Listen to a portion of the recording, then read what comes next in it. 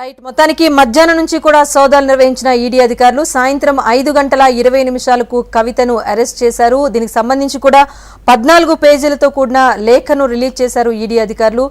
కవిత arrest కారణాలను ఈ లేఖలో వివరించారు. రేపు ఢిల్లీ రౌజ్ అవెన్యూ కోర్టులో ఈడీ కవితను హాజరుపరచబోతోంది. కవిత అరెస్టుకు సంబంధించి ప్రొసీజర్లో భాగంగా భర్త అనిల్ కు ఈడీ అధికారులు సమాచారం ఇచ్చారు. ఓవరాల్ గా మనీ లాండరింగ్ చట్టం కింద ప్రస్తుతం కవితను అరెస్ట్ చేస్తున్నారు. ఢిల్లీ లిక్కర్ స్కామ్ కేసులో ఈడీ అధికారులు ఒక అడుగు ముందుకు వేసినట్టుగా అయింది. అప్డేట్ ప్రవీణ్ అందిస్తారు. ప్రవీణ్, ఈడీ అధికారులు మాత్రం ఒక అడుగు ముందుకేమని చెప్పుకోవచ్చు. ఇప్పటివరకు ఆ కక్షకు సంబంధించిన మాత్రం గతంలో నోటీస్ సందర్భంలో కూడా ఎన్నికలు ఉన్నాయి కాబట్టి ఎన్నికల ఆ నేపథ్యంలో మాత్రం రాష్ట్రంలో ఎన్నికల ప్రచారం నిర్వహించాల్సి ఉంటుంది. ఎన్నికల ప్రచారం నేపథ్యంలో మాత్రం ఇతర కూడా ఆర్ట్స్ కాలేజీలు మరొకటి కూడా వస్తారంటూ కూడా ఆ గతంలో తెలిసిన సిచ్యువేషన్ మాత్రం కార్యక్రమే కవితని కూడా ఏడీ అధికారులు కూడా తరలించారు. కాబట్టి 8 గంటలకు ఆ తెలంగాణ వేదిక కూడా కేటీఆర్ మీడియా సమావేశం కూడా ఏర్పాటు చేయబడుతుంది. ఆ వేదికలో శుక్రవారం రోజు ఒక ఆర్టిస్ట్ని ఏ విధంగా అరెస్ట్ చేశారు, అరెస్టుకు సంబంధించిన మాత్రం ముందుగా తెలుపకుండా ఏ విధంగా ప్రీ ప్లాన్ గా వచ్చారు అనే దానిపైన కూడా పూర్తిస్థాయిలో మాత్రం వివరించే అవకాశాలు మాత్రం కనిపిస్తున్నాయి. మరి అంటే కవితకు సంబంధించిన మాత్రం లాయర్లు కూడా ఢిల్లీకి వెళ్ళినట్టు కూడా సమాచారం. వాళ్ళందరూ కూడా ఢిల్లీకి వెళ్ళిన తర్వాత మాత్రం ఏ విధంగా విచారణ ఎదుర్కొంటున్నారు, ఎలా మొత్తం కూడా గుర్తించబోతున్నారు. ఈడీ ఎదుట కూడా ఆ 8 రోజుల పాటు కూడా ఈ విచారణ కూడా కొనసాగబోతుంది అనే దానిపైన కూడా క్లారిటీ అయితే రావాల్సింది. గతంలోనే ఆ విచారణ సమయంలో మాత్రం ఈడీ అధికారులు చాలా వరకు కూడా ప్రశ్నల వర్షం కూడా చూపించారు. మరోసారి కూడా చాలా వరకు కూడా ప్రశ్నల వర్షం కురిపించే అవకాశం ఉందని కూడా ఆ అధికారులు మాత్రం తెలుస్తున్న ఆ సిచ్యువేషన్ అయితే ఇప్పటికే కనిపిస్తుంది. ఈ సమయంలో మాత్రం పార్టీకి సంబంధించిన శ్రేణులందరూ కూడా ఇప్పటివరకు నిరసన కార్యక్రమాలు చేపట్టే ప్రయత్నాలు చేస్తున్నారు. ఇలాంటి నేపథ్యంలో మాత్రం మరి కాసేపట్లో తెలంగాణ భవన్ వేదిక కూడా కేటీఆర్ మీడియా సమావేశం కూడా ఏర్పాటు చేయబోతున్నారు. ఇండియా సమావేశం ఇలాంటి అంశాలను వివరించబోతున్నారు. కేంద్ర దర్యాప్తు సంస్థలు మాత్రం ఇలా వివరించడం కావచ్చు, అదేవిధంగా ఇలా అరెస్ట్ చేయడం మాత్రం ఎంతవరకు కరెక్ట్ అనే దాని మీద కూడా ప్రశ్నించాలని కూడా ఇప్పటివరకే భావిస్తున్న సిచ్యువేషన్. ఈ నేపథ్యంలో మాత్రం మరి కాసేపట్లోనే కేటీఆర్ మీడియా సమావేశంలో మాత్రం ఏ అంశాలను ఏ విధంగా ప్రస్తావించబోతున్నారు, ఏ విధంగా మీడియా సమావేశంలో మాట్లాడబోతున్నారని అయితే ఒకటి మనీ లాండరింగ్ చట్టం కిందనే కవితను అరెస్ట్ చేశామని చెప్తున్నారు. మొత్తంగా అంటే కారణాలుగా ఏం చూపించారు? 14 పేజీలతో కూడిన ఒక లేఖనైతే ఈడీ అధికారులు రిలీజ్ చేశారు. కీలకమైన ఆధారాలు సోదాలు నిర్వహించిన సందర్భాల్లో దొరికే కనుకనే అరెస్ట్ చేశామని ఈడీ అధికారులు చెప్తున్నారు. కానీ ఇటువైపు సెర్చ్ వారెంట్ అలాగే అరెస్ట్ వారెంట్తోనే ఈడీ అధికారులు ప్రీ ప్లాన్డ్ గానే వచ్చారని చెప్పేసి బీఆర్ఎస్ నేతలు కూడా ఆరోపిస్తున్నారు. ఓరగా జరుగుతున్న పరిణామాలపైన బీఆర్ఎస్ పార్టీ నుంచి కానీ నేతల నుంచి కానీ ఎలాంటి రెస్పాన్స్ వస్తుంది? అధికారులు వచ్చారని చెప్పి పార్టీ శ్రేణులు చెప్తున్నారు. ఎందుకంటే ఫ్లైట్ టికెట్ బుక్ చేసుకున్న 8:40 కూడా ఫ్లైట్ వెళ్ళడము ఇదే సమయంలో మాత్రం ముందస్తుగా ట్రైన్ నుంచి కూడా ఆ బృందాలతో ఇక్కడ తనిఖీలు చేపట్టడం, ఇంట్లో ఆ ఈడీ అదేవిధంగా ఐటీకి సంబంధించిన అధికారులు కూడా ఆ పూర్తి స్థాయిలో సోదాలు కూడా చేసిన సమయంలో మాత్రం ఏ విధంగా ప్రీ ప్లాన్ గా వచ్చారనే దానిపైన కూడా అర్థం చేసుకుంటూ ఉంటుందని చెప్పి చెప్తున్నారు. ఉదయం నుంచి కూడా ఈ సోదాలు చేస్తున్న సమయంలో మాత్రం సోదాలకు సంబంధించిన మాత్రం ఎందుకు అంటే గతంలోనే దీనికి సంబంధించిన మాత్రం ఈడీ అధికారులు మాత్రం నోటీసులు పంపిస్తే రీప్లై ఇచ్చారు. వచ్చే ఆ కవిత విచారణకు సంబంధించిన మాత్రం అటెండ్ అవుతారు, లేదంటే కూడా వచ్చారు కూడా అటెండ్ అవుతారు కూడా ఆ కవిత ఇప్పటివరకే రీప్లై ఇచ్చినా కూడా ఎందుకు ఈ విధంగా విచారించారు, అదేవిధంగా ప్రీ ప్లాన్ గా కూడా ఏ విధంగా పక్కా ప్రణాళిక ప్రకారమే ఆ అధికారులు. Praveen, stay in line. Senior supreme court advocate Malyadri గారు ఉన్నారు ఫోన్ లైన్ లో. మాట్లాడదాం జరుగుతున్న పరిణామాలపైన ఆయన ఎలా రెస్పాండ్ అవుతారన్న అంశానికి సంబంధించి. మల్యాద్రి గారు నమస్తే అండి. నమస్కారం అమ్మా. సార్ చెప్పండి, అంటే కవిత అరెస్ట్ అనేది ఎవరు ఊహించింది జరుగుతోంది, అరెస్ట్ ఉంటుంది అన్నారు కానీ ఇంత సడన్ గా అరెస్ట్ జరుగుతుందని అయితే ఎవరు ఊహించలేదు. సో ఇప్పుడు ఏదైతే టెక్నికల్ పాయింట్స్ 2 తీసుకొస్తున్నారు, ఒకటి ట్రాన్సిట్ వారెంట్ లేకుండా ఈడీ అధికారులు అరెస్ట్ చేసి ఎలా తీసుకెళ్తారని కేటీఆర్ తెర మీద తీసుకొస్తున్నారు. అట్ ది సేమ్ టైం సుప్రీంకోర్టులో స్టే కూడా 19వ తేదీ వరకు ఉందని చెప్తున్నారు. సో ఇది టెక్నికల్ గా పాసిబుల్ గా ఉన్న అంశమేనా? ఏం చెప్తారు దీనిపైన? సుప్రీంకోర్టులో ఒక స్త్రీగా నన్ను వాడు పిలుస్తున్నారు, వాళ్ళు నేను అక్కడికి వెళ్ళటానికి అవసరం లేదు, నన్ను ఇంటికి వచ్చి విచారించవచ్చు అని ఒకటి. రెండోది, ఆమె నేను ఎంపీ ఎలక్షన్స్ లో బిజీగా ఉన్నాను, ఇప్పుడు నేను రాలేను, తర్వాతనే నేను ఇచ్చేస్తాను, కావాలంటే మన వీడియో కాన్ఫరెన్స్ ద్వారా నన్ను విచారించండి అని చెప్పి ఆమె చెప్పుకుంది. దాని మీద కోర్టులో కూడా ఒక పెండింగ్ అనేది జరుగుతుంది. ఈ రోజు కోర్టులో ఏం జరిగింది అనేది బయటికి రాలేదు. యాక్చువల్గా ఏదైతే వాళ్ళు అష్యూరెన్స్ అది ఈరోజు ఉంది. జరిగిందని సమాచారం ప్రకారము ఈడీకి సంబంధించిన కోర్టు వచ్చేసేసి మరి కోర్టు దగ్గర ఉంది కానీ వారెంట్ తీసుకొని కోర్టు వారెంట్ చేసుకొని ఈడీ స్వయంగా చేయటం లేదు. కోర్టు ఇచ్చిన వారెంట్ మీద తీసుకున్నట్టుగా మనకు అర్థమవుతుంది. ఒకటి ఇది అబోవ్ 1 crore ఉంటే ఫ్రీ అయినా కూడా అరెస్ట్ చేయొచ్చు. నెక్స్ట్ బెయిల్ కూడా అంత ఈజీగా రాదు. బిలో 1 crore అయితే ఫ్రీ అయితే లేదా ఓల్డ్ ఏజ్ పర్సన్స్ అయితే బెయిల్ వచ్చేదానికి అవకాశం ఉంది. దీంట్లో 100 crores అండ్ అబౌవ్ ఇన్వాల్వ్ అయినట్టుగా మనకు తెలుస్తుంది. కాబట్టి ఈ యొక్క అరెస్ట్ అనేది కోర్టు ఇచ్చినటువంటి అరెస్ట్ వారెంట్ మీద బేస్ చేసినట్టుగా మనకు ఒకటి తెలుస్తుంది.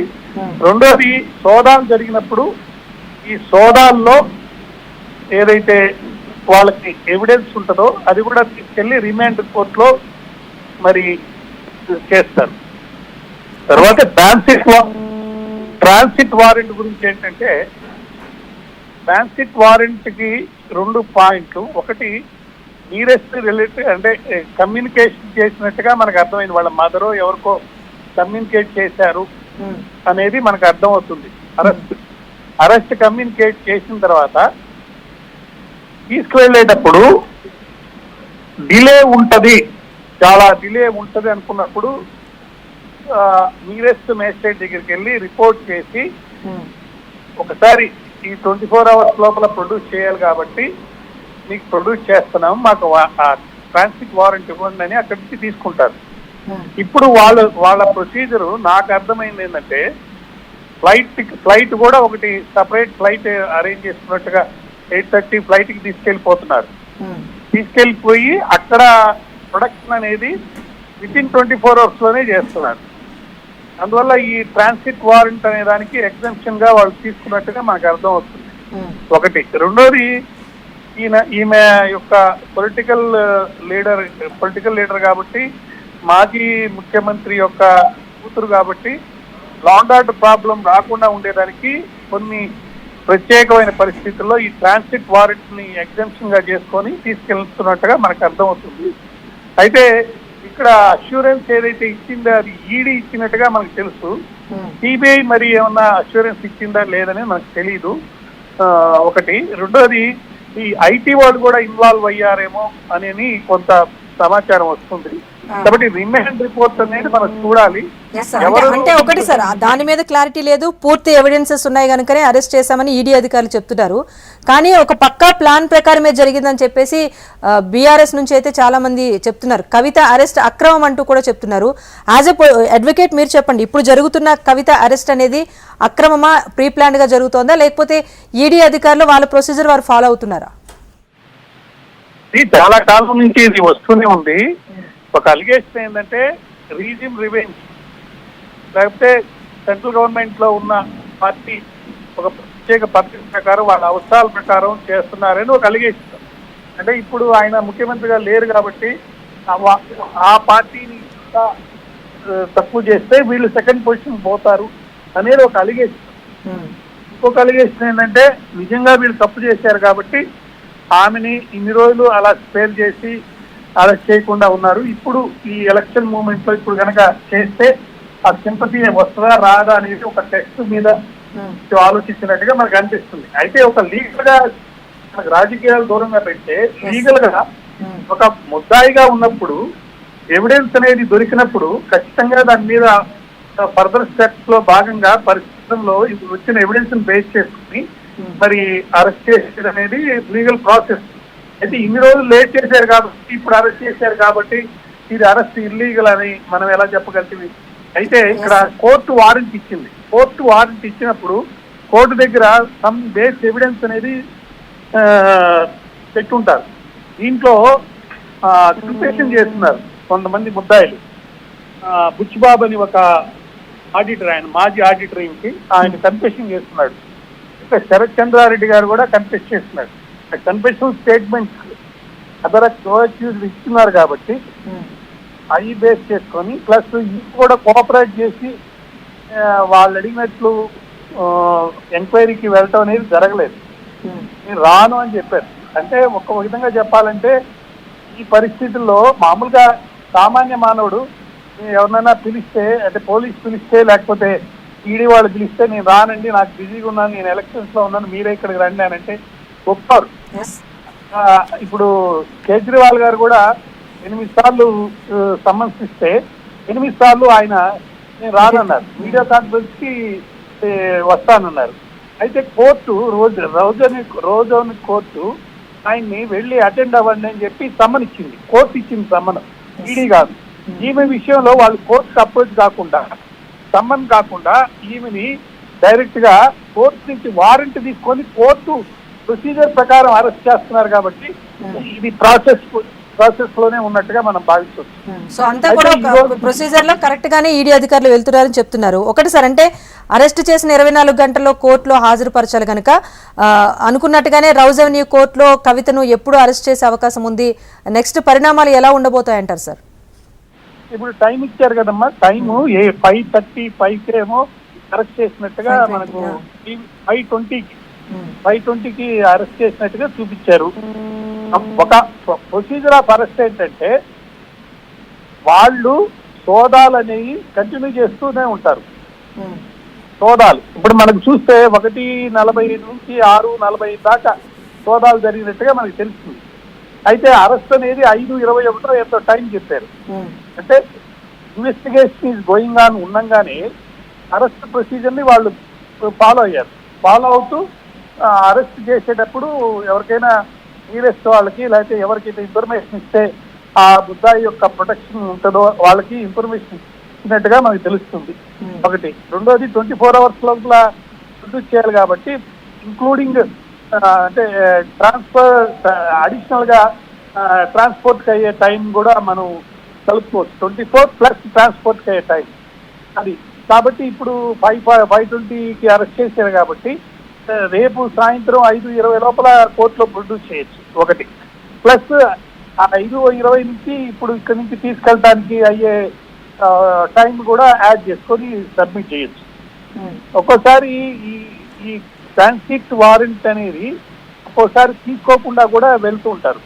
అంత మాత్రాన అది ప్రొసీజర్ ఇల్లీగల్టీగా తీసుకోవడానికి లేదు. ట్రాన్సిట్ వారెంట్ లో ఒక ఏంటంటే అడిషనల్ గా అనమాట 24 hours లోపల ప్రొడ్యూస్ చేయలేనప్పుడు ఒక్కో సందర్భంలో ట్రాన్సిట్ వారెంట్ నీరెస్ట్ మ్యాజిస్ట్రేట్ దగ్గరికి వెళ్ళి ప్రొడ్యూస్ చేసి ఈ కారణాల వల్ల మేము తీసుకెళ్ళలేకపోతున్నాం 24 hours లో అంటే అది లీగలైజ్ అయిపోతుంది. సార్ ఫైనల్ గా ఒక్కటి సార్, అంటే ఇప్పుడు విచారణకు సహకరిస్తామని చెప్పి కవిత కుటుంబ సభ్యులు కూడా చెప్పారు కనుక కవిత గారు ఇప్పుడు అరెస్ట్ అయితే జరిగిపోయింది, న్యాయపరంగా ఎదుర్కొంటామని చెప్తున్నారు. సో ఆమె వరకు చూసుకుంటే ఎలాంటి అవకాశాలు ఉంటాయి సార్? అవకాశాలు అంటే ఒక ముద్దాయికి 2 రకాలైనటువంటి రైట్స్ ఉంటాయి. ఒకటి యాంటిసిపేటరీ బెయిల్, 2 రెగ్యులర్ బెయిల్. ఈమె యాంటిసిపేటరీ బెయిల్కి ఎప్పుడు ట్రై చేయలేదు. కారణం మనకు తెలియదు, వాళ్ళ లీగల్ అడ్వైజ్ ఏంటనేది మనకు తెలియదు. ఆ లీగల్ అడ్వైజర్స్ కూడా లోనికి పోనీలేదని చెప్పి మనం చూసే వాళ్ళ అడ్వకేట్ మోహన్ రావు గారు ఇంకా ఇతర అడ్వకేట్ వెళ్తే వాళ్ళు లోనికి పోనీలేదు. సో యాంటిసిపేటరీ బెయిల్ కి వాళ్ళు ట్రై చేయలేదు. ఇక రెగ్యులర్ బెయిల్ అంటే ఇప్పుడు అరెస్ట్ చేశారు కాబట్టి రిమాండ్ అయిన తర్వాత రెగ్యులర్ బెయిల్ వేసుకోవచ్చు. కొన్ని సందర్భాలు చంద్రబాబు నాయుడు గారి విషయంలో రిమాండ్ కు ముందు కూడా వాళ్ళు అరెస్ట్ ను క్వశ్చన్ చేస్తూ ఒక పిటిషన్ వేశారు, దాన్ని డిస్మిస్ చేశారు. ఆ తర్వాత రిమాండ్ అయిన తర్వాత ఒక బెయిల్ అప్లికేషన్ వేశారు. ఆ బెయిల్ అప్లికేషన్ వేయకుండా వాళ్ళు హౌస్ లోనే ఉండేటట్టుగా ఆర్డర్ ఇమ్మని చెప్పి అడిగారు. అంటే ఒక్కొక్క అడ్వకేట్ ఒక్కొక్క లీగల్ అడ్వైజర్ ఫాలో అయ్యి చేస్తుంటారు. ఈ పర్టికులర్ కేసులో మరి అరెస్ట్ ని రిమాండ్ ని క్వశ్చన్ చేస్తూ advocates. Right sir, thank you so much sir, details అన్ని కూడా తెలియజేసినందుకు. రైట్, మొత్తానికి కవిత అరెస్ట్ అయితే జరిగిపోయింది. మరి కాసేపట్లో ఢిల్లీకి తరలించబోతున్నారు ఈడీ అధికారులు. తర్వాత ఉన్న ఆప్షన్స్ విషయానికి సంబంధించి కూడా మనం మాట్లాడాం. లీగల్ టీమ్ ప్రొసీజర్ అంతా కూడా ఎలా ఉంటుందో చూడాలి. వచ్చే 24 గంటల్లోగా కవితను కోర్టు ముందు హాజరుపరచాల్సి ఉంటుంది. సాయంత్రం 5:20 అరెస్ట్ చేశారు కనుక రేపు